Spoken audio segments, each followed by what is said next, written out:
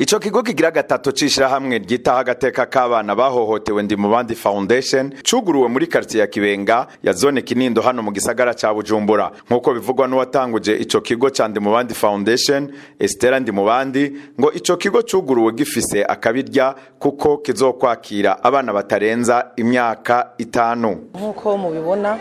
hano ni mu kigo gishasha twuguruye icese ku mugaragaro ca Ndi Mubandi Foundation. Nkuko dusanzwe tubikora dusanzwe twugurura ibigo byakira abana bahohoterwa, abana batari mu buzima bumeze neza, abana dukura hirya no hino turiko turabona yuko bahohotewe dushaka gukingira abo bisabwa ko baja mu bigo tukabashira mu bigo. Uyu munsi rero ni umunsi udasanzwe no wita umunsi mukuru cyane kuri twebwe kubona Imana idushoboje kugurura ubugira kandi ikigo kigira gatatu kandi kikaba ari ikigo kidasanzwe by'ukuri kuko twara twakira abana tutaravye imyaka tutaravye uko bangana, ariko iki kigo ni ikigo cuguruwe kubera ababebe, abana batoyi bavuye kuva umwana kivuka gushika ku myaka 5 nico ababebe ntidushobora kurenza abana bafise imyaka 5. Uretse ko ivyo bizokorohereza kwitaho abo bana ngo ivyo kandi vyatumwe nuko ariko Imana yari yabitegetse. Muri make twakoze ico Imana ivuga kuri Ndi Mubandi Foundation kubera ko dukunze gukora ikintu duhawe muri message dukurikiza ico le patron w'igikorwa avuze, kandi nkunze kuvuga ko patron w'Indi Mubandi Foundation ari uhoraho, niyo mpamvu twakoze ivyo yadutegetse gukora. Iki kigo mu bisanzwe igituma twavuze ko twogira ikigo cy'abana bafise imyaka iri munsi y'5 nuko twabonye yuko bari kumwe ari bose, bamwe baraja kwishura abandi bagasigara encadrement yabo ikagorana, ariko ahari ababebe tumenya ati aha hari ababebe turashobora kubasuiva neza tuvuga ati aha nta baja kwishuri n'ababebe bakiri batoyi,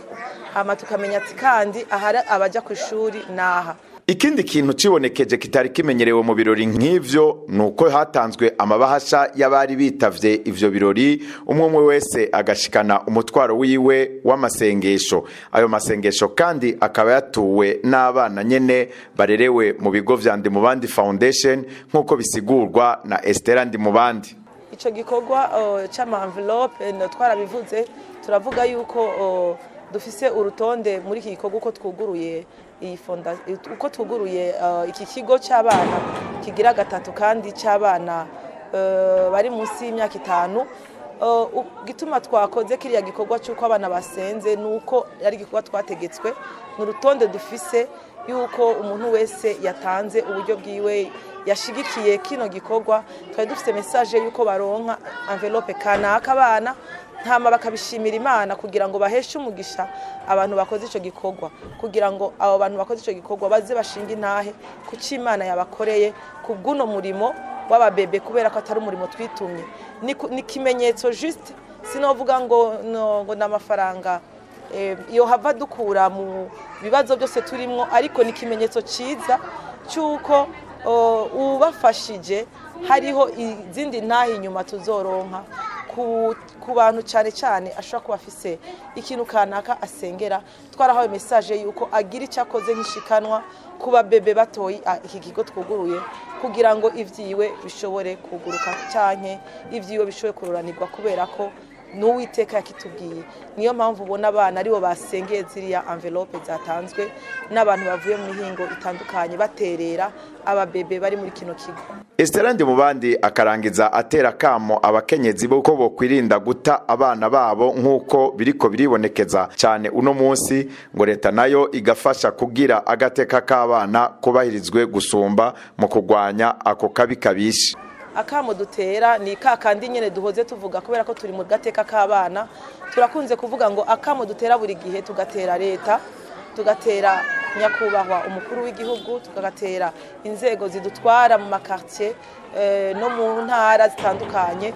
ko guhimiriza abadamu nyabuna bareke gutakaza ubuzima bw'abana, bareke gutabana ku bwinshi, kuko abana bashishikara kugwira tubona abana bahohoterwa. Dutera kamo leta ko yo dufasha gose iki kintu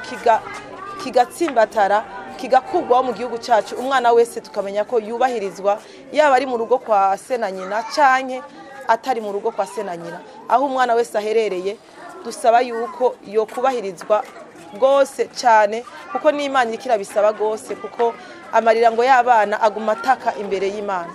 Mwomenya ko ivyo birori vyarangiye bipfuriza umunsi w'amavuko mwiza abana bo mu bigo vya Ndimubandi Foundation bari baramutse bahimbaza umunsi mukuru w'amavuko yabo.